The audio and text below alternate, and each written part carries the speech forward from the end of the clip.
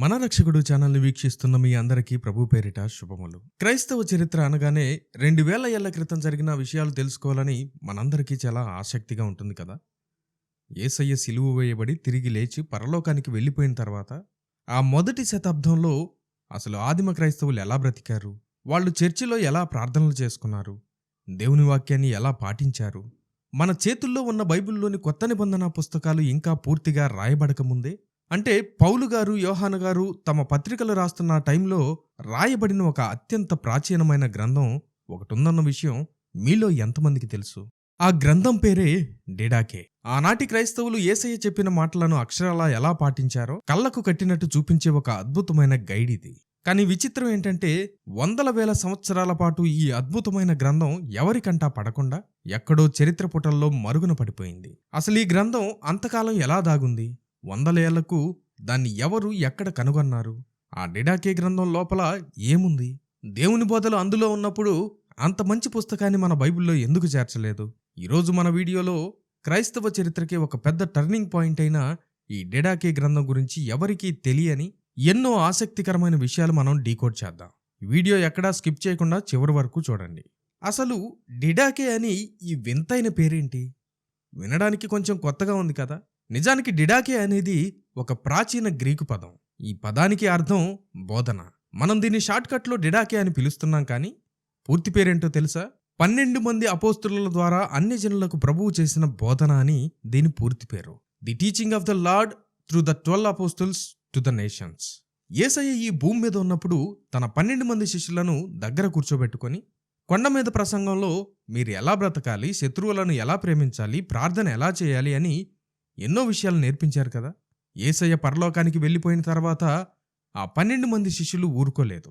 వాళ్ళు రోమన్ సామ్రాజ్యం అంతా తిరుగుతూ అన్యజనులైన వేరే దేశాల ప్రజల దగ్గరకు వెళ్ళి ఆ యేసయ్య టీచింగ్స్నే నేర్పించారు. అలా శిష్యులు వాళ్లకు ఏమైతే నేర్పించారో ఆ బోధనలన్నింటినీ ఒక సిలబస్ లాగా, ఒక బుక్లెట్ లాగా, ఒక చర్చి మాన్యువల్ లాగా రాసిపెట్టిన అద్భుతమైన డాక్యుమెంటే ఈ డిడాకే. ఆ మొదటి శతాబ్దంలో ఎవరైనా కొత్తగా చర్చిలోకి వస్తే వాళ్ళకు వెంటనే బాప్తిస్మం ఇచ్చేసేవాళ్ళు కాదు. ఇదిగో క్రైస్తవులు ఎలా బ్రతకాలో, ఎలా ప్రార్థన చేయాలో ఈ పుస్తకంలో ఉంది.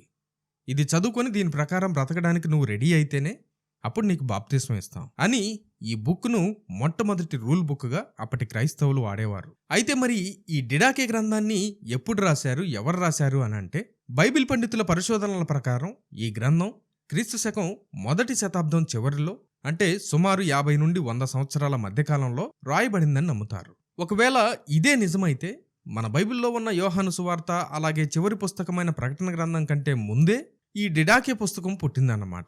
యేసయ్యతో కలిసి నడిచిన ఆ 12 మంది శిష్యులు ఇంకా భూమి మీద బ్రతికి ఉన్న టైంలోనే మొదటి తరం క్రైస్తవులు ఈ డిడాకేని చర్చిలో చదువుకునే వాళ్ళని చరిత్ర చూస్తుంటే అర్థమవుతుంది. మరి ఇంత పర్ఫెక్ట్గా ఉన్న ఈ డాక్యుమెంట్ని ఎవరు రాశారు? పేతురు గారు రాశారా, లేక యోహాను గారు రాశారా, పౌలు గారు రాశారా అని చూస్తే ఇక్కడే చిన్న డిసప్పాయింట్మెంట్ ఉంది. ఈ గ్రంథం పైన ఏ ఒక్క అపోస్తలుడి పేరు గాని, ఆ రచయిత సంతకం గాని ఎక్కడా లేదు. అంటే దీన్ని పౌలు గారు గాని, పేతురు గారు గాని డైరెక్ట్ గా తమ సొంత చేతులతో రాసింది కాదు. శిష్యులు చెప్తున్న బోధన విన్న ఎవరో ఒక అనామక రచయిత వాటన్నిటినీ ఒక క్రమ పద్ధతిలో ఈ డిడాకే గ్రంథంలో రాసిపెట్టాడు. ఆ రచయిత సిరియా దేశానికి చెందినవాడై ఉండొచ్చని పండితుల అంచనా. తాను ఎవరో చెప్పకుండా, తన పేరు ఎక్కడా రాసుకోకుండా కేవలం యేసయ్య 12 మంది శిష్యుల బోధనలు అని టైటిల్ పెట్టి తన ఐడెంటిటీని ఆ భక్తుడు దాచుకున్నాడు. అయితే ఇంతకీ 2000 ఏళ్ల నాటి ఈ డిడాకే గ్రంథం లోపల అసలేముంది? ఏముందంటే, ఈ బుక్లో మొత్తం 16 అధ్యాయాలు ఉన్నాయి. దీన్ని 4 ముఖ్యమైన భాగాలుగా విడదీశారు. అవేంటో సింపుల్గా చెప్పడానికి ట్రై చేస్తాను, చూడండి. మొదటి భాగం 2 మార్గాలు. ఇందులో జీవ మార్గము, మరణ మార్గము అని 2 దారులు ఉన్నాయని చెప్పారు. యేసయ్య కొండ మీద ప్రసంగం మరియు మోషే తెచ్చిన 10 ఆజ్ఞల ఆధారంగా ఇవి రాశారు. మనం ఏ ఏ పాపాలు చేయకూడదో ఒక పెద్ద లిస్ట్ ఇచ్చారు. ఒక ఆశ్చర్యకరమైన విషయం ఏంటంటే, అబార్షన్స్ గురించి, చేతబడుల గురించి, వీటిని అసలు చెయ్యకూడదని ఆ మొదటి శతాబ్దంలోనే ఇందులో ఖచ్చితంగా రాసిపెట్టారు. మొత్తం 40 రకాల పాపాలను ఇందులో ఉదాహరణగా చెప్పారు. ఇక రెండవ భాగం ఆరాధన పద్ధతులు. ఆ మొదటి శతాబ్దంలో క్రైస్తవులు ఎలా ఆరాధన చేసేవాళ్ళో ఇందులో రాశారు. బాప్తిజం, పారుతున్న నీటిలో తండ్రి కుమార పరిశుద్ధాత్మ నామంలో బాప్తిజం ఇవ్వడం బెస్ట్ అని రాశారు. ఒకవేళ మునగడానికి నీళ్లు లేకపోతే తల మీద 3 సార్లు నీళ్లు పోస్తూ కూడా బాప్తిజం ఇవ్వొచ్చని ఇందులో రాశారు. రెండవదిగా ఉపవాసం. అప్పట్లో యూదులు సోమ గురువారాల్లో ఉపవాసం ఉండేవారు. కానీ క్రైస్తవులు వాటికంటే భిన్నంగా బుధవారం శుక్రవారం ఉపవాసం ఉండాలని ఇది సూచిస్తోంది. రోజుకు 3 సార్లు యేసయ్య నేర్పిన పరలోక ప్రార్థన చేయాలని చెప్పారు. ఇక రెండవ భాగంలో మూడవదిగా ప్రభు రాత్రి భోజనం. బల్ల తీసుకునేటప్పుడు ముందు ద్రాక్షారసం, ఆ తర్వాత రొట్టె తీసుకొని దేవునికి ఎలా థ్యాంక్స్ చెప్పాలో వివరించారు. కండిషన్ ఏంటంటే బాప్తిజం తీసుకున్న వాళ్ళు మాత్రమే ఇందులో పాల్గొనాలి. ఇందులో మూడవ భాగం సంఘ క్రమశిక్షణ. ఇది ఈ రోజుటి మన పాస్టర్లకు, విశ్వాసులకు చాలా అవసరం. ఎవరైనా అపోస్తులు లేదా ప్రవక్తలు మీ ఊరికి వస్తే దేవునిలా రిసీవ్ చేసుకోండి. కానీ వాళ్ళు 1 లేదా 2 రోజులు మాత్రమే మీ ఇంట్లో ఉండొచ్చు. 3 రోజులుండి లేదా దేవుని పేరు చెప్పి నాకు డబ్బులు కావాలి అని అడిగితే వాళ్ళు ఖచ్చితంగా దొంగ ప్రవక్తలు. వాళ్ళని ఎంకరేజ్ చేయకండి అని చాలా ప్రాక్టికల్గా చెప్పారు. అలాగే చర్చి బిషప్లను, డీకన్లను ఎన్నుకునేటప్పుడు వాళ్ళు డబ్బు ఆశ లేని వాళ్ళై ఉండాలని చెప్పారు. ఇక 4వ భాగం, చివరి భాగం వచ్చేసరికి ప్రభు రాకడ గురించి ఇందులో రాశారు. ఈ గ్రంథం ముగింపు యేసుక్రీస్తు 2వ రాకడ గురించి హెచ్చరిస్తోంది.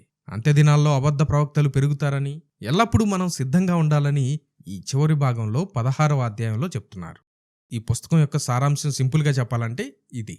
సో ఈ గ్రంథం 1వ శతాబ్దంలో చాలా పాపులర్. కానీ కాలం గడుస్తున్న కొద్దీ ఇది చరిత్రలో పూర్తిగా మరుగున పడిపోయింది. అందరూ ఈ పుస్తకం నాశనమైపోయింది, లాస్ట్ ఫర్ ఎవర్ అనుకున్నారు. కానీ 1873వ సంవత్సరంలో ఒక అద్భుతం జరిగింది. ఫిలోథియోస్ బ్రైనియోస్ అనే ఒక గ్రీకు బిషప్ టర్కీ దేశంలోని ఇస్తాన్బుల్ నగరంలో కాన్స్టాంటినోపుల్లో ఉన్న ఒక పాత లైబ్రరీలో దుమ్ము పట్టిపోయి ఉన్న ఒక పాత రాతప్రతిని కనుక్కున్నాడు. అందులో ఏముందో చదవడం మొదలుపెట్టగానే ఆయనకు అర్థమైంది, 1000 సంవత్సరాలకు పైగా క్రైస్తవ లోకం వెతుకుతున్న ఆ పోయిన గ్రంథం డిడాకే ఇదే అని. 1883లో దీన్ని పబ్లిష్ చేసినప్పుడు అది ఒక పెద్ద సెన్సేషన్ అయిపోయింది. మీలో చాలా మందికి ఈపాటికే ఈ డౌట్ వచ్చుంటుంది, బ్రదర్ అయితే మరి అంత పురాతన గ్రంథం, అందులో అన్ని మంచి విషయాలే ఉన్నాయి, పైగా అపోస్తుల బోధనే కదా, మరి మన బైబిల్లోని కొత్త నిబంధనలో ఈ పుస్తకాన్ని ఎందుకు కలపలేదని మీకు డౌట్ రావచ్చు. ఇది చాలా వ్యాలిడ్ క్వశ్చన్.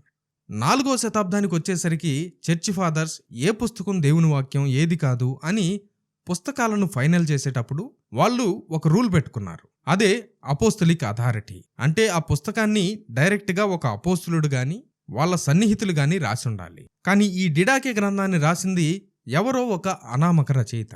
పైగా ఇందులో కొత్త వాక్యం ఏమీ లేదు. అప్పటికే ఉన్న మత్తయి సువార్త బోధనలనే ఒక క్రమ పద్ధతిలో మాన్యువల్గా రాసి పెట్టారు. ఈ డైరెక్ట్ ఆథర్షిప్ సరిగ్గా లేకపోవడం వల్లే ఈ గ్రంథాన్ని ఎంత గౌరవించినప్పటికీ దీన్ని బైబిల్ పుస్తకాల జాబితాలో చేర్చలేదు. అయినా సరే ఇది దేవుని వాక్యం కాకపోవచ్చు, కానీ ఆ దేవుని వాక్యాన్ని ఆ మొదటి తరం క్రైస్తవులు ఎలా పాటించారు, వాళ్ళ చర్చి క్రమశిక్షణ ఎలా ఉండేదని తెలుసుకోవడానికి చరిత్రపరంగా ఈ గ్రంథానికి ఉన్న విలువే వేరు. మన అద్భుతమైన క్రైస్తవ చరిత్రలో మనకు తెలియని ఎన్ని గొప్ప సీక్రెట్స్ దాగి ఉన్నాయో. ఆ 1వ శతాబ్దంలో యేసయ్యతో నడిచిన శిష్యులు బ్రతికి ఉన్న కాలంలో, రోమన్ల భయం ఉన్న ఆ రోజుల్లో క్రైస్తవులు దేవుని వాక్యానికి ఎంత ఇంపార్టెన్స్ ఇచ్చేవారో ఈ డిడాకే గ్రంథం ద్వారా మన కళ్ళకు కట్టినట్లు తెలుసుకున్నాం. ఇది ఈనాటి మన చర్చిలకు కూడా ఒక గొప్ప కనువిప్పు లాంటిది. ఈ డిడాకే గ్రంథం గురించి ఈరోజు మీరు నిజంగా ఒక కొత్త విషయం నేర్చుకున్నారని నేను ఆశిస్తున్నాను. ఈ ఇన్ఫర్మేషన్ మీకు యూస్ఫుల్ అనిపిస్తే ఈ వీడియోని మీ సర్కిల్లో పంచుకోండి. ఈ అంత్యదినాలలో మనకు సిద్ధపాటును కలుగజేసే అనేక విషయాలను ఈ బుక్లో పొందుపరిచాం. స్క్రీన్ మీద కనిపిస్తున్న నంబర్కి ఇప్పుడే వాట్సాప్ చేయడం ద్వారా మీరు ఈ బుక్ని ఆర్డర్ చేసుకోవచ్చు. Jesus coming soon, so be prepared. వచ్చుచున్నాను రాజాగే రాజు మహిమాన్వితుడే మేఘనామనుమే వచ్చుచున్నాను.